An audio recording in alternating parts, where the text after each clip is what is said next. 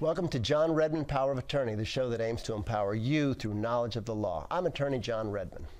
And hello everyone, I'm Shauna Sanford. Welcome to the show. Well, today we are happy to welcome back attorney Dean Sutherland to continue our conversation about a problem that many people have when it comes to dealing with their insurance companies, and that is the issue of bad faith. Now, as we learned last week, an insurance bad faith claim is a type of legal action that you as an insurance policyholder can take when you feel that you're not being treated fairly, right, John? Yes, indeed. There's a lot more to cover with our guest, Dean Sutherland. Last week, we talked about first-party insurance bad faith claims, and in this episode, we're going to be focusing more on third-party claims. Those are claims against other insurance companies other than your own. We'll attempt to give some very practical information about what you can do if you feel your insurance company hasn't acted in your best interest. Well, before we get to attorney Dean Sutherland, let's give us an example of a third-party claim that you're talking about. The most typical example is a car accident. Some other driver has crashed into your car, caused you damage to your car, caused you bodily injury. You've had to get medical treatment. You might have missed time from work. The insurance that the other driver has that owes you the compensation for your injuries, your medical bills, your lost wages, and your pain and suffering doesn't act in good faith. Every insurance company has an obligation to act in good faith. If they don't treat you fair and square, technically they cannot be in bad faith to you, but they have a good faith duty to their insured, that is the driver that they insure.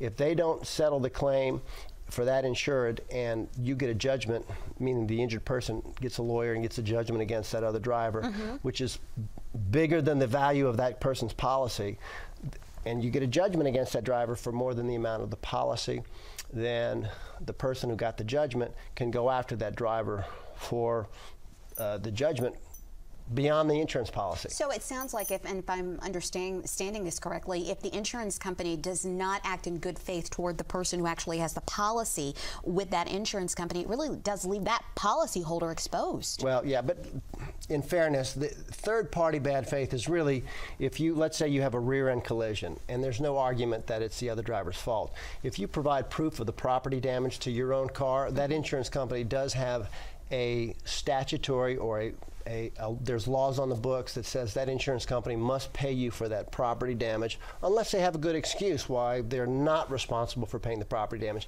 And they can be penalized, they can be punished, made to pay attorney fees, penalties to your client for not paying the property damage. That's one good example of bad faith by a third party, that is somebody else's insurance insurer. Well, attorney Dean Sutherland definitely wants to get in on this conversation, and he's going to do just that, so stay tuned, because coming up next, what can you do to ensure a better relationship with your insurance company, and what can be done if you've exhausted all other options? Attorney Dean Sutherland joins us right after the break, so stay tuned.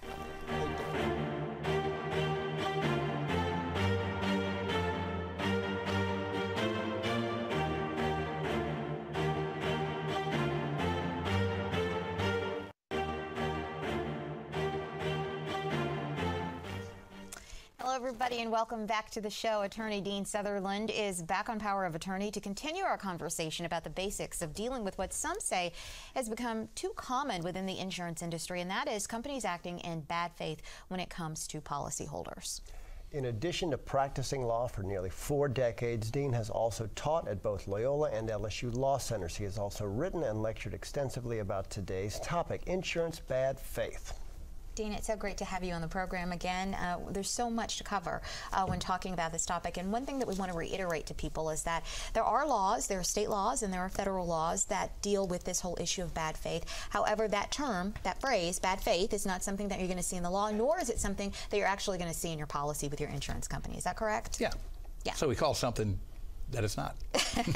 But it does exist, and it is a problem. Absolutely It is a problem, something that you deal with constantly. It's not, but it is. I mean, it's just a shorthand term, which the law basically, in a long way of saying it, requires insurance companies to treat their insureds and other claimants with good faith. Everybody has to play nice and play fair and deal fair and square. And if they're not dealing fair and square, then they are in bad faith, right? Mostly. Okay. Nothing like there's a why isn't that right? Because they don't have to play fair and square? No, they do, but like for example, under one of the 2 Louisiana laws, they have the general statement, what you just said, the duty of good faith and fair dealing in all dealings on insurance claims with both people covered by the policy and third-party claimants. And they say if you don't do that, then there can be penalties. But then the second part of the law the legislature passed listed 5 different things, and only those 5 things violate the duty of good faith and fair dealing. Right. So I'm sorry, I got too technical on that one. No, well, but you know that you bring up a good point, and there's this interpretation of the law which I think is Alice in Wonderland illogical. That's my opinion. Where they say in the first part of the law you have to act in good faith, and then in the second part of the law they say, and here are 5, the way I read the law, it says 5 examples, but then the judges who interpret these laws gave a great out for the insurance company, in my opinion. And so if you don't violate one of these 5 examples, then you're not in bad faith. And that just bothers me a lot, that it kind of makes a pass for third-party insurance companies. So what you need to do is get your legislator to put in a law to if fix it. we can invite him on the show and put him on this. There you go. Are you really going to vote this way? We need to fix this. So what are those 5 categories, Dean? Well, actually, and this is under 22-1220 now. It's 22-1973 since they've renumbered it in 2009. But what's really interesting and what a lot of lawyers don't know, and I'm sure most of your viewers don't know, is we're talking about this bad faith, this arbitrary, capricious, or without probable cause standard. Right? That only applies to one of the 5. Yeah. Oh, only one of the 5. And so there are 4 other ones that if an insurance company engages in these other conducts in Section B of that law that are later, you don't have to prove that they were arbitrary, capricious, or without probable cause. One example, the first one, it says if they misrepresent pertinent facts dealing with the insurance coverage. Okay, so if the insurance company, an example, on a third-party claim, since we're talking about third-party claims. Let's define third-party claims. Okay. A first-party claim is your claim against your insurance company for something that you own. Okay. All right. A third-party claim is it covers your legal liability to somebody else. Okay. So first party is if I run you down in my car and you sue me, that's the third-party claim. That's the third party. If I run into you and I damage my own car, then my claim to get my car fixed. That would be a first party. First party claim. Okay, all right. Okay. So don't damage my car when I run into you. And you know, we should also be clear, if you lend your car to somebody else and they get into an accident, your insurance policy treats the person who you gave permission to drive your car as a first party insured. In other words, they have that same obligation to the person you lent your car to, the same as if it's you. Right. Or what if it's a passenger? Same thing, the passenger in your car is owed the same duty that your insurance company owes you. Okay. And if it's for instance, uninsured motorist, and the other car doesn't have any insurance, they owe you first party obligations, which is a lot higher than the other guy's insurance would owe the passengers and you in your car if the other guy was at fault. Which is why I recommended, in all those years I taught at Loyola Law School, taught insurance law, I recommended my students buy coverage. And you know what, let's take a 30 seconds. Everybody, please spend the extra $20 a month. The extra $20 a month. Get insurance, uninsured motorist insurance. Please get insurance. There's a lot of people out there without insurance or with very little insurance, and up your insurance limits. If you have the bare minimum because your budget's so tight, cut corners elsewhere, get higher insurance. It's just not, people with the minimum insurance, it's not enough. Please.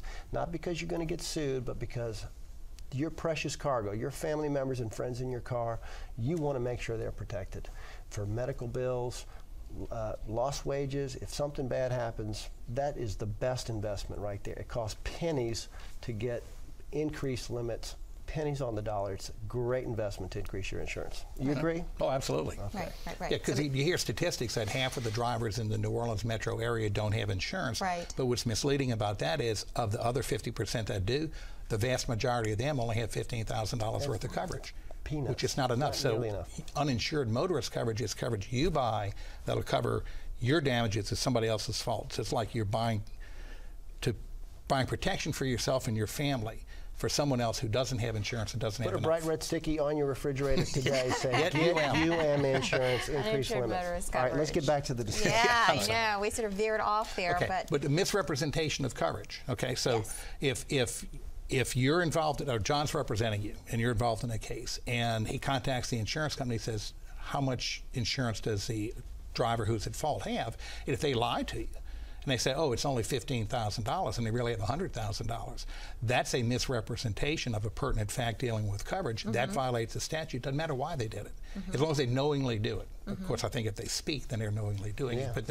that statute does not require, that part of that statute does not require quote-unquote bad faith. That's bad faith. It does not. It does not. Now, well, you don't have to have it. You don't have to prove arbitrary, capricious, or without probable cause. You just have to prove that they made a misrepresentation of pertinent facts dealing with coverage, and that they knowingly did so. Yeah. Now, you were saying, we were talking a little bit early, because in some cases, the person who's bringing the claim may not give all of the information that he or she should give, and that brings up a whole other set of problems. Yeah, they're defenses to insurance companies. Remember, insurance companies aren't big, bad, evil institutions that are out there to try and just take your premiums and screw people. Are you sure?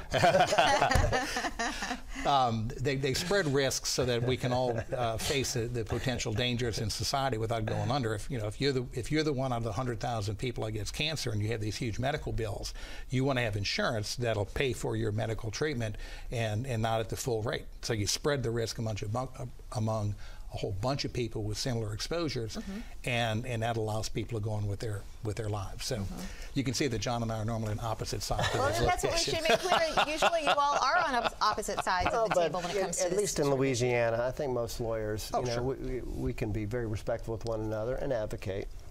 Absolutely. Advocate for our sides. Yes. So, but I started to say there are defenses, and one defense is if someone has a claim, and remember I said all it starts out, you don't just have to put them on notice, you have to file, the statute says, a satisfactory proof of loss. Okay. Right?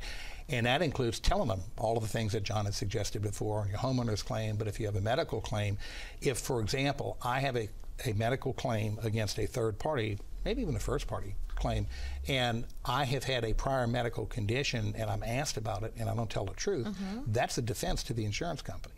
So the insurance company, you'd say, oh, well, gee, you should have paid me more. And they say, yeah, but you didn't tell me the truth about your condition. And it has something to do. I mean, you can't say I had a toenail 20 years ago and then you have a back injury. Well, that won't count. But if you had a prior back injury, so and you're in a wreck and you have an aggravation of it and you don't tell them about the earlier one, that's a defense to the insurance company. Right, and then they're not acting, or their claim is they're not acting in bad faith because you withheld important information. Well, and just to be clear, if the insurance company asks the question, this back injury you're wanting to be compensated for, have you had prior back problems, and the person who's making the claim denies it or refuses to answer, then maybe you get suspicious.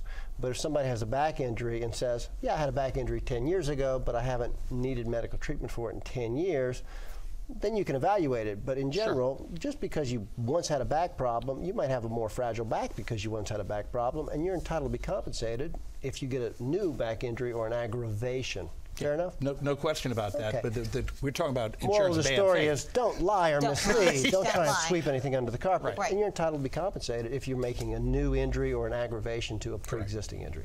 Okay, all right. Well, we have to take a break, and when we come back, we're going to get to viewer questions, plus lots of other important information about bad faith and a little bit about how the laws have changed since Hurricane Katrina. Now, you have some important information you want to share, so stay tuned. We'll be right back.